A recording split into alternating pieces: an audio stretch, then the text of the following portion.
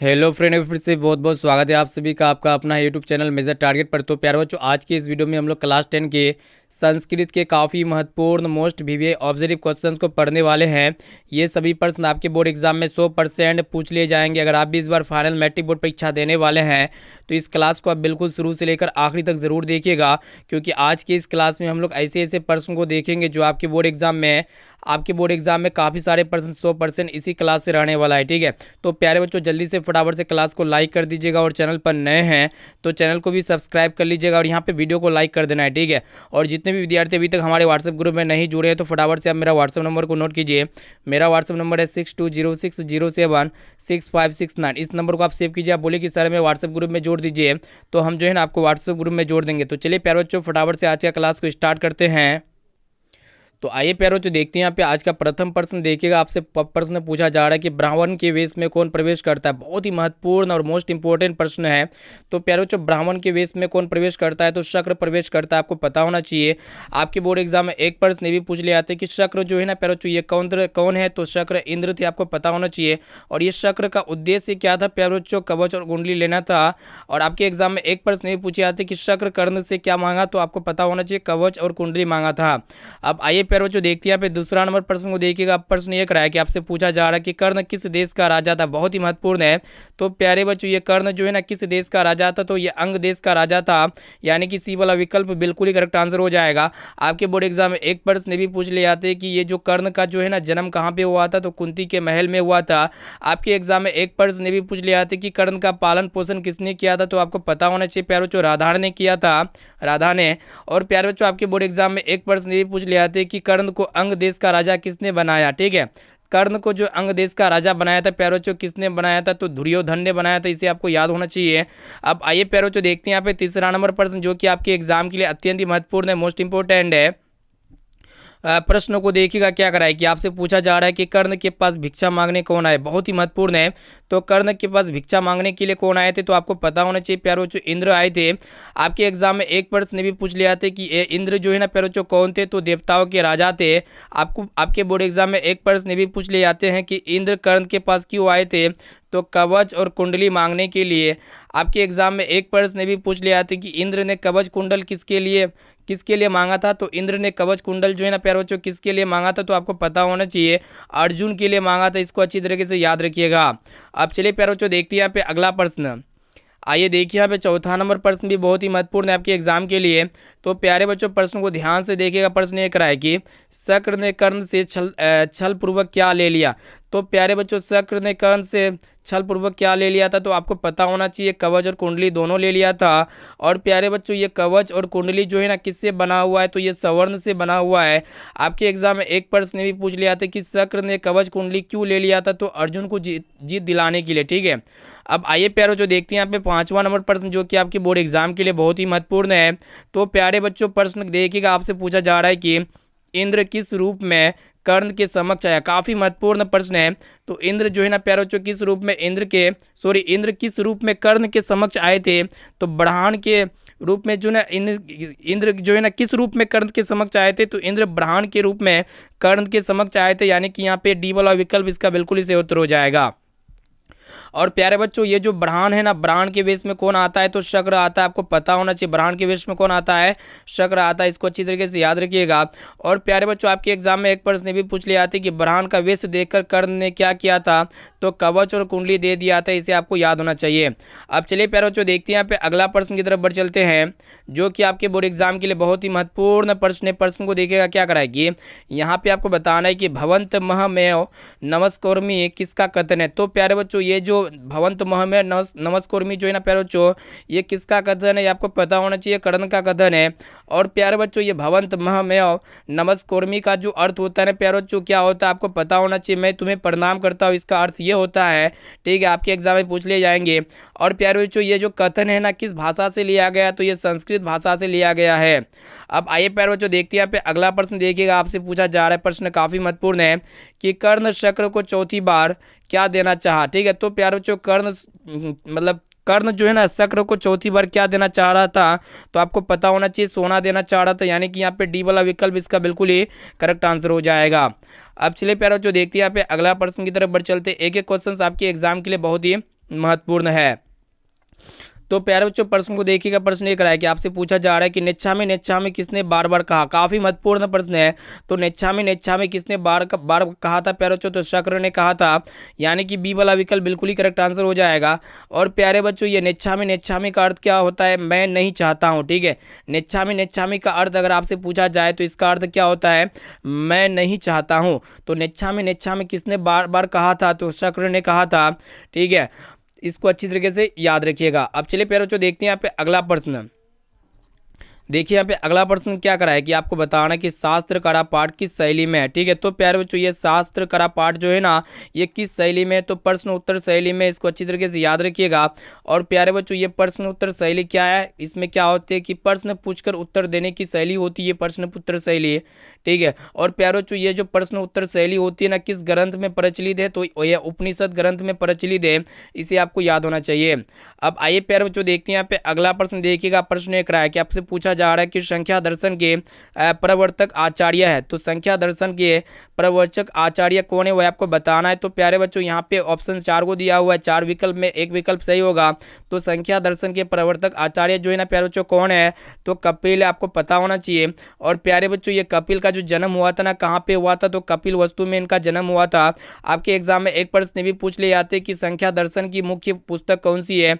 तो प्यारे बच्चों संख्या दर्शन की जो मुख्य पुस्तक है ना प्यारे बच्चों कौन सी, आपको पता होना चाहिए, संख्या सूत्र है। इसको अच्छी तरीके से याद रखिएगा। अब चलिए प्यारे बच्चों देखते हैं यहाँ पे अगला प्रश्न की तरफ बढ़ चलते हैं। अब आइए पर जो देखते हैं यहाँ पे नेक्स्ट क्वेश्चन, जो कि आपके बोर्ड एग्जाम के मद्देनजर रखते हुए सभी प्रश्न को तैयार किया गया है, इसलिए यहाँ पे क्लास को बिल्कुल शुरू से लेकर आखिरी तक जरूर कीजिएगा।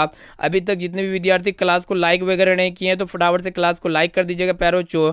आइए देखिए यहाँ पे अगला प्रश्न क्या कराए कि यहाँ पे आपसे पूछा जा रहा है कि आर्यभट्टियम किसकी रचना है। तो प्यारे बच्चों ये आर्यभट्टियम जो है ना किसकी रचना है, आर्यभट्ट की रचना है। और प्यारे बच्चों ये आर्यभट्ट का जन्म कहाँ पे हुआ था, तो पाटलिपुत्र में हुआ था। इसको अच्छी तरीके से याद रखिएगा, आपके बोर्ड एग्जाम में पूछ लिए जाएंगे प्रश्न है। और यह प्यारे बच्चों ये पाटलिपुत्र जो है ना किसका पुराना नाम है, तो पटना का पुराना नाम क्या होते हैं प्यारे बच्चों, पाटलिपुत्र होते हैं। अब आइए प्यारे बच्चों देखते हैं यहाँ पे अगला प्रश्न क्या कर रहा है कि यहाँ पे आपसे पूछा जा रहा है कि शास्त्र चर्चा करने के लिए कक्षा में कौन प्रवेश करते हैं। तो प्यारे बच्चों शास्त्र चर्चा करने के लिए कक्षा में कौन प्रवेश करते हैं, तो शिक्षक प्रवेश करते हैं। इसे आपको याद होना चाहिए, आपके बोर्ड एग्जाम के लिए बहुत ही महत्वपूर्ण प्रश्न है। और प्यारे बच्चों शास्त्र चर्चा में कौन भाग लेते हैं, शास्त्र चर्चा में कौन भाग लेते हैं प्यारे बच्चों, तो विद्यार्थी भाग लेते हैं। आपको पता होना चाहिए, आपके बोर्ड एग्जाम के लिए अत्यंत ही महत्वपूर्ण प्रश्न है। और प्यारे बच्चों शास्त्र चर्चा से क्या हमें लाभ होता है, जब हम लोग शास्त्र चर्चा में भाग लेते हैं तो हमें क्या लाभ होता है प्यारे बच्चों, हमें ज्ञान की प्राप्ति होती है। इसको अच्छी तरीके से याद रखिएगा। अब आइए प्यारे बच्चों देखते हैं यहाँ पे अगला प्रश्न।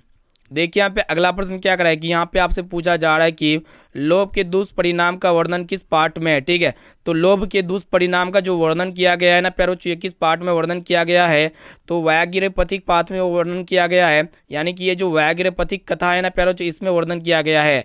और प्यारे बच्चों ये व्याघ्रपथिक कथा जो है ना, इसका मुख्य पात्र कौन है, तो लोभी व्यक्ति है। इसको अच्छी तरीके से याद रखिएगा। और प्यारे बच्चों ये व्याघ्रपथिक कथा जो है ना किस ग्रंथ से ली गई है, तो हितोपदेश ग्रंथ से ली गई है। इसे आपको याद होना चाहिए। अब आइए प्यारे बच्चों देखते हैं यहाँ पे अगला प्रश्न है।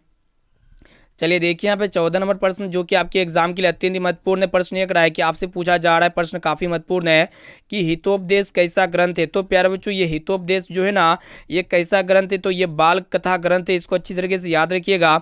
और प्यारे बच्चों ये हितोपदेश के रचनाकार कौन है, तो आपको पता होना चाहिए, नारायण पंडित है।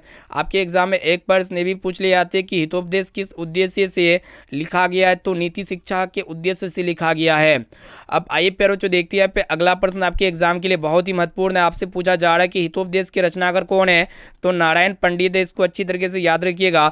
और प्यारे बच्चों ये जो नारायण पंडित है ना, किस काल के विद्वान थे, तो ये मध्य काल के विद्वान थे। आपके एग्जाम में एक प्रश्न भी पूछ लिया था कि नारायण पंडित ने किस राजा के दरबार में कार्य किया था, तो आपको पता होना चाहिए प्यारे बच्चों धवल चंद्र राजा के दरबार में जो है ना प्यारे बच्चों नारायण पंडित ने कार्य किया था। इसको अच्छी तरीके से याद रखिएगा, आपके एग्जाम के लिए बहुत ही महत्वपूर्ण है।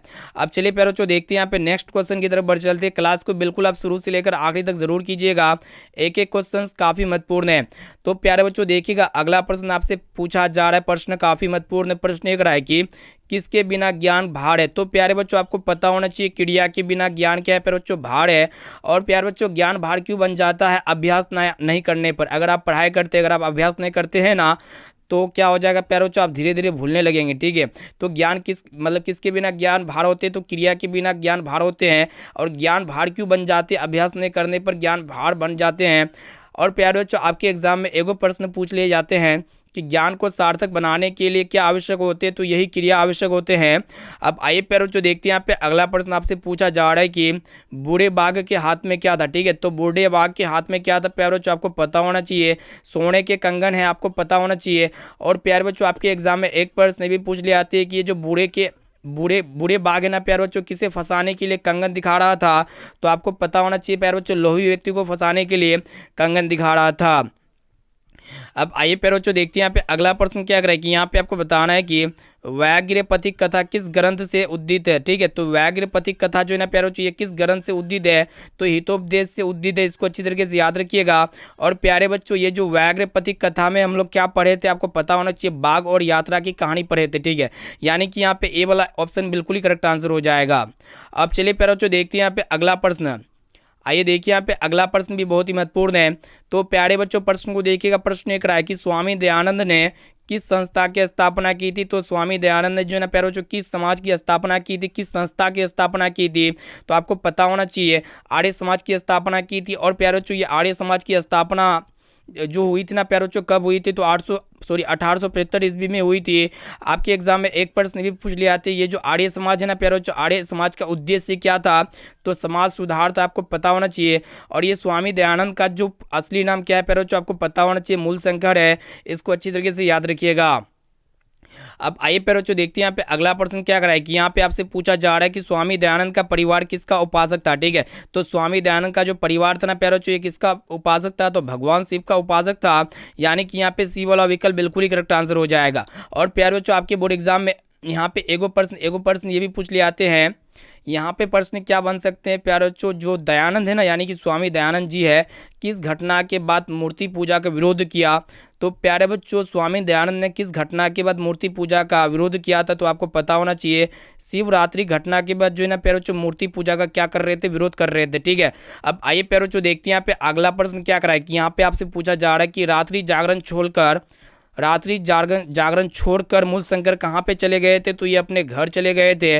और प्यारे बच्चों, घर क्यों चले गए थे, मूलशंकर ने घर क्यों छोड़ा था, आपको पता होना चाहिए, क्योंकि गुरु की खोज वो कर रहे थे। ठीक है, आपको ये चीज़ पता होना चाहिए। और प्यारे बच्चों, ये जो मूलशंकर है ना, इनका जन्म कहाँ पे हुआ था, तो टंकारा नामक ग्राम में हुआ था। इसे आपको याद होना चाहिए। अब चलिए प्यारे बच्चों देखते हैं यहाँ पे अगला प्रश्न की तरफ बढ़ चलते हैं। चलिए देखिए, यहाँ पे अगला प्रश्न आपसे पूछा जा रहा है कि राम प्रवेश राम का जन्म किस गांव में हुआ था। बहुत ही महत्वपूर्ण है।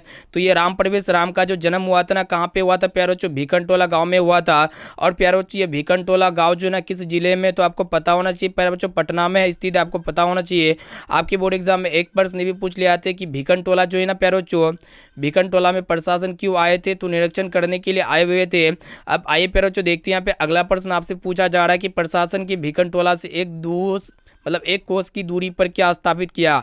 बहुत ही महत्वपूर्ण प्रश्न है। तो प्यारे बच्चों, प्रशासन ने भीखनटोला से 1 कोस की दूरी पर क्या स्थापित किए थे, तो प्राथमिक विद्यालय स्थापित किए थे। और प्यारे बच्चों, ये 1 कोस की दूरी लगभग जो है ना 3 किलोमीटर के बराबर होती है। कितने किलोमीटर के बराबर होती है प्यारे बच्चों, 3 किलोमीटर के बराबर होती है। आपके एग्जाम के लिए बहुत ही महत्वपूर्ण प्रश्न है। ठीक है, अब चलिए प्यारे बच्चों देखते हैं यहाँ पे अगला प्रश्न की तरफ बढ़ चलते हैं।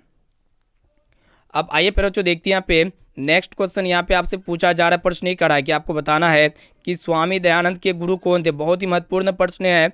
तो स्वामी दयानंद के जो गुरु है ना प्यारे बच्चों, ये कौन थे, तो आपको पता होना चाहिए, ये विरजानंद है। यानी कि यहाँ पे सी वाला ऑप्शन इसका बिल्कुल ही करेक्ट आंसर हो जाएगा।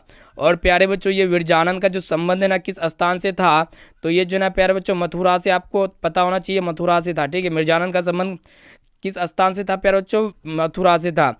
अब आइए प्यारे बच्चों देखते हैं, यहाँ पे अगला प्रश्न आपसे पूछा जा रहा है कि सत्यार्थ प्रकाश के लेखक कौन है। बोर्ड एग्जाम के लिए बहुत ही महत्वपूर्ण है। तो सत्यार्थ प्रकाश के लिए जो लेखक है ना प्यारे बच्चों, कौन है, तो स्वामी दयानंद है। और प्यारे बच्चों, आपके एग्जाम में एक प्रश्न भी पूछ लिया था कि सत्यार्थ प्रकाश में किसका खंडन किया गया है, तो मूर्ति पूजा का खंडन किया गया है। और प्यारे बच्चों, ये जो सत्यार्थ प्रकाश है ना प्यारे बच्चों, इसमें कितने टोटल अध्याय, तो 12 अध्याय है। इस भी आपको याद होना चाहिए। अब आइए प्यारे बच्चों देखते हैं यहाँ पे अगला प्रश्न क्या कराए कि यहाँ पे आपसे पूछा जा रहा है कि गोदान किस संस्कार का मुख्य क्रम है? काफी महत्वपूर्ण प्रश्न है। तो प्यारे बच्चों ये गोदान जो है ना किस संस्कार का मुख्य क्रम है? तो आपको पता होना चाहिए ये केशांत संस्कार का मुख्य क्रम है, यानी कि यहाँ पे सी वाला ऑप्शन बिल्कुल ही करेक्ट आंसर हो जाएगा। और प्यारे बच्चों ये गोदान का जो अर्थ होता है ना प्यारे बच्चों क्या होता है आपको पता होना चाहिए, गाय देना, गोदान यानी कि गाय दान करना, ठीक है। और प्यारे बच्चों उपनयन संस्कार जो होते हैं ना प्यारे बच्चों, ये उपनयन संस्कार कब होता है, कब किया जाता है? तो उपनयन संस्कार जो किया जाता है ना प्यारे बच्चों कब किया जाता है आपको पता होना चाहिए। उपनयन संस्कार कब किया जाता है? तो विवाह से पहले किया जाता है, इसको अच्छी तरीके से याद रखिएगा। अब चलिए प्यारे बच्चों देखते हैं यहाँ पे नेक्स्ट क्वेश्चन की तरफ बढ़ चलते एक एक क्वेश्चन बहुत ही महत्वपूर्ण प्रश्न है बोर्ड एग्जाम के लिए। अब आइए देखिए यहाँ पे नेक्स्ट क्वेश्चन जो कि एग्जाम में 100% पूछे जाने की काफ़ी संभावनाएं हैं। तो प्यारे बच्चों प्रश्न ये करा है कि आपसे पूछा जा रहा है कि कन्यादान किस संस्कार में होता है, ठीक है। तो ये जो कन्यादान होते हैं ना प्यारे बच्चों किस संस्कार में होते हैं? तो आपको पता होना चाहिए ये विवाह संस्कार में होते हैं, ठीक है। और प्यारे बच्चों ये कन्यादान जो है ना किसका प्रतीक होते हैं? तो कर्तव्य का प्रतीक होते हैं। आइए देखिए यहाँ पे अगला प्रश्न क्या करा है कि यहाँ पे आपसे पूछा जा रहा है कि अंतिम शिक्षा संस्कार का नाम क्या है? तो प्यारे बच्चों ये जो अंतिम शिक्षा संस्कार का नाम क्या है? तो समावर्तनम है, इसको अच्छी तरीके से याद रखिएगा। और प्यारे बच्चों ये समावर्तनम संस्कार जो होते हैं ना कब किया जाता है? तो विवाह से पहले किया जाता है। अब आइए देखिए यहाँ पे अगला प्रश्न क्या करा है कि यहाँ पे आपसे पूछा जा रहा है कि विवाह संस्कार के अंतर्गत क्या नहीं आता है? बोर्ड एग्जाम के लिए बहुत ही महत्वपूर्ण है।